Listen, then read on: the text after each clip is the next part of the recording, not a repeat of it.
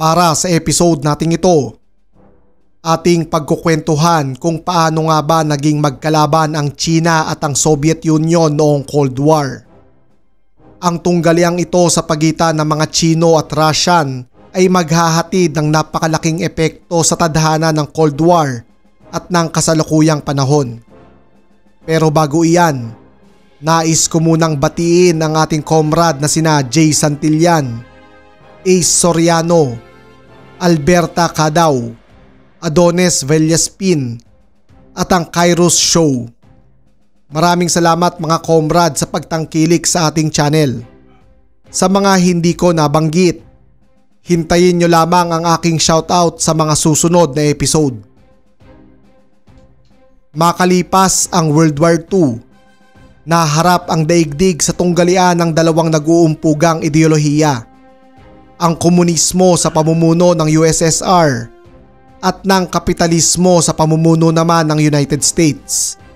Ito na nga ang tinatawag na Cold War. Sa panahong ito, ang China ay napasailalim sa isang madugong civil war kung saan napalayas sa mainland China ng puwersang komunista ni Mao Zedong ang mga nasyonalista sa pamumuno naman ni Chiang Kai-shek. Dahil sa kanilang pagyakap sa komunismo, ang China ay naging bahagi ng communist world at sila ay naging malapit na kaalyado ng USSR sa bisa ng Sino-Soviet Treaty of Friendship, Alliance and Mutual Assistance. Sa kabila ng pagkakaibigan ng dalawang dambuhalang bansang ito, ang kanilang relasyon ay mas komplikado kaysa sa inaakala ng nakararami. Tandaan natin na makalipas ang World War II, maraming bansa sa silangang Europa ang naging komunista kagaya ng East Germany, Poland at Hungary. Bagamat ang mga bansang ito ay malaya raw at may sariling pamahalaan, sila ay kontrolado ng mga Soviet. Maaari silang utusan, pakialaman o minsan pa nga'y pasukin ng mga sundalong Soviet kung nanaisin ito ng USSR. Sa madaling sabi, ang mga bansang ito ay puppet lamang. Sa kabilang banda, bagamat bahagi ng communist world, ang China ay malaya sa kontrol ng mga Soviet. Ito ay dahil itinuturing ni Mao Zedong ang kanyang bansang China bilang kapantay ng USSR. Sa kabila ng lahat ng ito, nananatiling maganda ang ugnayan ng China at ng Russia dahil sa malalim na respeto at loyalty ni Mao Zedong kay Joseph Stalin. Gayunpaman noong March 5, 1953, nasawi si Joseph Stalin dahil sa stroke. Ang kanyang pagkamatay ay naghudyat ng napakalaking pagbabago sa polisiya at pamahalaang Soviet. Nang maupo sa pwesto si Nikita Khrushchev noong 1963, kanyang ipinatupad sa USSR at sa mga bansang nasasakupan nito ang de-Stalinization. Ang de-Stalinization ay ang programa ng USSR na tanggalin ang mga polisiya ni Stalin at burahin ang kanyang madugong impluwensya sa lipunang Russian. Lagi nating tandaan na ang pamamahala ni Stalin ay marahas at madugo kung saan milyon-milyong mga tao ang nasawi.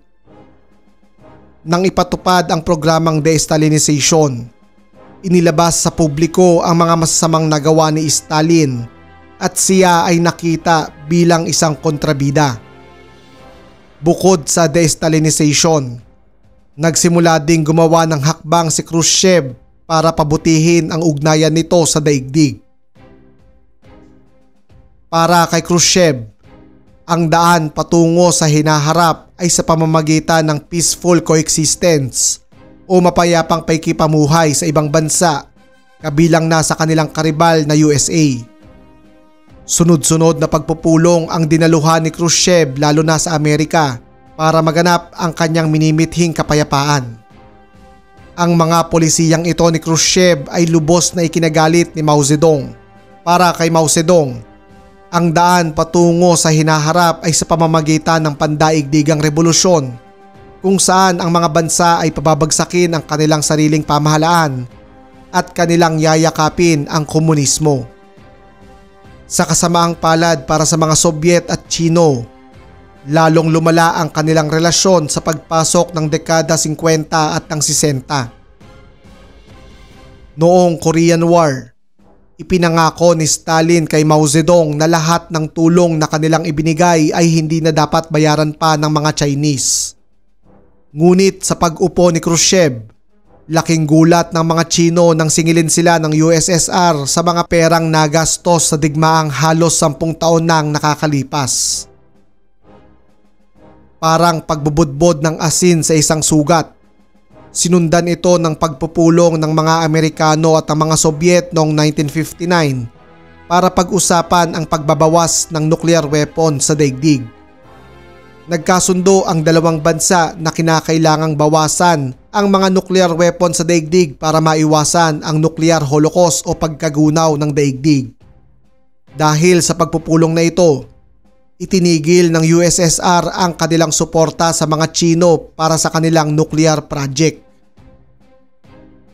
Dahil sa pangyayaring ito, nang bumisita si Khrushchev sa China, hindi siya sinalubong ng mga matataas na opisyales at ng maging honor guards ng mga Chino. Bilang reaksyon dito, nagpatutsyada si Khrushchev at kanyang pinapurian ng USA na siya namang minasama ni Mao Zedong. Sinundan ito ng sunod-sunod na pagbagsak ng mga proyektong dating magkasabay na ginagawa ng mga Chino at ng mga Sobyet, kagaya na lamang ng kanilang joint radio transmitter at ang paggawa ng pinakaunang nuclear submarine ng mga Chino. Noong May 1, 1960, pinabagsak ng Soviet Air Defense ang US U-2 spy plane na lumilipad sa kanilang teritoryo. Umaasa si Mao Zedong na magdedeklara ng digmaan ang mga Sobyet dahil sa panghihimasok at pagmamatsyag ng mga Amerikano sa kanilang teritoryo. Gayunpaman, hindi ito naganap. Nakita ito ni Mao Zedong na senyales ng kahinaan ni Khrushchev. Direktang ininsulto ng mga Chinese Communist officer si Khrushchev dahil di umano'y napakalambot nito at ganap na ngang nawasak ang pagkakaibigan ng USSR at ng People's Republic of China.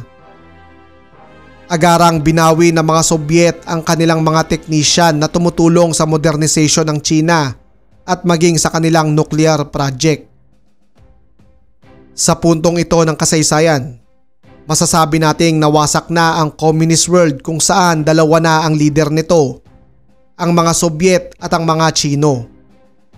Napalitan si Nikita Khrushchev ni Leonid Brezhnev noong 1964. Gayunpaman, kagaya ng nauna sa kanya, pinili din ni Brezhnev ang peaceful coexistence sa mga kanluraning bansa. Para palakasin ang kanyang kapit sa kapangyarihan at tanggalin ang kanyang mga kritiko, ipinatupad ni Mao Zedong ang Cultural Revolution. Tinarget ng mga kabataang loyal kay Mao Zedong na tinatawag na Red Guards ang kanyang mga kritiko at maging mga komunistang naniniwala kay Khrushchev. Ang madugong revolusyong ito ay nagresulta sa napakaraming kamatayan na siyasabing umabot daw sa milyon. Bukod sa kamatayan, ang Cultural Revolution ay nagresulta din sa lalong paglayo ng USSR sa China at maging ng iba pang mga bansa. Pagsapit ng 1969, nangyari ang rurok ng awayan sa pagitan ng USSR at ng China.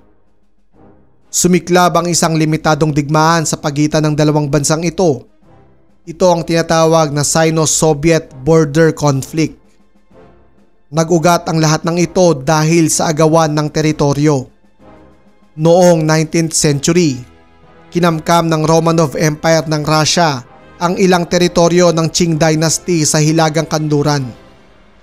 Higit 100 taong makalipas nito, pagsapit ng 1960s, muling binuhay ng mga Chino ang lumang isyu na ito at kanilang hiningi sa mga Russian na isoli ito. Nagresulta ito sa isang mainit na diplomatikong labanan sa pagitan ng China at ng Russia noong 1968. Para paghandaan ang napipintong pagsalakay ng mga Chino, nagpatawag ng hukbo ang mga Sobyet at kanilang pinadala ang mga ito sa 4,000 km border ng China sa kanluran. 22 divisions na binubuo ng humigit kumulang 600,000 na mga Sobyet at libo-libong mga eroplano at tangke ang kanilang ipinwesto sa hilagang kanlurang China. Sa kabila ng kanilang napakalakas na puwersa, hindi buo ang kumpiyansa ng mga Sobyet dahil sa kanilang harapan naghihintay ang 1,000,000 Chinese Red Army. Labis na ikinabahala ng mga Sobyet ang napakaraming sundalo ng mga Chino. Aminado ang Soviet Command na hindi nila kakayaning pigilan ang milyon-milyong mga Chinese na pumasok sa Russia kung sakaling sumalakay ang mga ito. Bilang paghahanda, naisip ng mga Soviet na gumamit ng nuclear weapon sa unang pagkakataon. Ayon sa kanilang plano, gagamitan nila ng tactical nuclear weapon at mga nuclear landmine ang mga Chinese kung sasalakay ang mga ito. Habang nagaganap ang mga pagpaplanong ito, magkakasunod na engkwentro ang naganap sa pagitan ng mga puwersang Chinese at ng mga Soviet, kagaya na lamang ng labanan sa Ussuri River, Battle of Zhenbao Island, at ang Battle of Tileketi. Makalipas ang mga maiikli ngunit madudugong labanan, daan-daang mga sundalo sa parehong panig ang nasawi. Sa kabutihang palad sa daigdig, napilitan ang dalawang bansa na magkasundo para sa kapayapaan ng kanilang mapagtanto na anumang digmaang maganap ay magreresulta sa milyon-milyong kamatayan. Sa kasalukuyan, malabo pa ding matukoy kung sino nga ba ang nagwagi sa digmaan sa pagitan ng China at ang Russia. Noong 1964, nabigla ang buong daigdig ng pasabugin ng mga Chino ang kanilang pinakaunang nuclear bomb. Sa puntong ito ng kasaysayan, napagtanto ng USSR at ang maging United States na hindi na nila pwedeng basta-bastang utusan ang mga Chinese at asahan ang mga ito na susunod sa kanilang ninanais. Kaya naman noong 1971, nagpalit ng estratehiya ang mga Amerikano at kanilang pinabuti ang kanilang relasyon sa nuclear-armed China. Bumisita si Henry Kissinger sa mga Chino na hindi naman ikinatuwa ng mga Soviet. Nawasak ang balanse ng kapangyarihan noong Cold War, kung saan dati-rati USA lamang laban sa USSR. Ngunit ngayon, tatlo na ang sentro ng kapangyarihan: ang USA, USSR at ang PRC. Sa pagpasok ng 1970s, ang China ay nakipagpaligsahan na din sa USSR at USA sa pagpapalaganap ng kanilang impluwensya sa Asia at Africa. Ilang mga revolusyon at proxy war ang sinuportahan ng mga Chino para palawakin ang kanilang impluwensya sa dalawang kontinenteng ito. Sa katunayan, para pahinain ang USSR, kagulat-gulat na sinuportahan ng mga Chino ang mga rebeldeng Afghan noong Soviet-Afghan War. Noong 1977, nasawi si Mao Zedong at naupo si Deng Xiaoping bilang pinakamataas na lider ng China. Kumpara kay Mao Zedong, si Deng Xiaoping ay isang moderate politician kung saan kanyang nireporma ang pamahalaang Chino. Sa pamumuno ni Deng Xiaoping, kanyang nakita kung gaano na nga ba kalala ang sitwasyon ng mga Chino. Kaya naman, kanyang pinasimulan ang rehabilitation ng China kung saan kanilang tinalikuran ang ganap na komunismo at kanilang pinasimulan ang malayang ekonomiya na makikita pa rin natin hanggang sa kasalukuyan. Pinabuti din ni Deng Xiaoping ang kanilang ugnayan sa mga bansa, partikular na sa United States of America. Sa pagpasok ng 1980s, ang China ay mas malapit na sa mga Amerikano kaysa sa mga Soviet. Ang pagdating ni Deng Xiaoping ang naghudyat sa ebolusyon ng politika sa China. Mula sa idealism ni Mao Zedong, niyakap ng mga Chino ang political pragmatism. Ayon dito, mas mahalaga ang praktikalidad kaysa ideolohiya.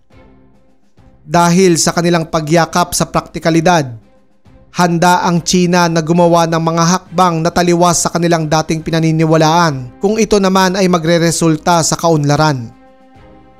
Makikita natin ang halimbawang ito sa kasalukuyan kung saan ang China ay mayroong kapitalistang ekonomiya kahit ang kanilang bansa ay komunista. Handa din ang mga Chino na makipagtulungan sa mga bansang dati nilang kaaway, kagaya ngayon. Ang China at Russia ngayon ay magkalapit na magkaalyado laban sa mga Amerikano.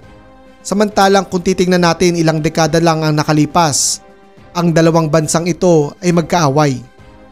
Gayunpaman, hindi natin matutukoy kung gaano nga ba kahaba ang magiging relasyong ito ng China at Russia sa kasalukuyan.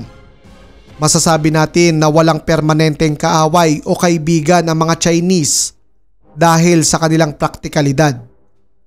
Napakarami pa nating kasaysayang pag-uusapan, kaya't siguraduhin na pindot nyo na ang like and subscribe button. Muli, ako si Sir Ian at sama-sama nating pag-aralan ang kasaysayan.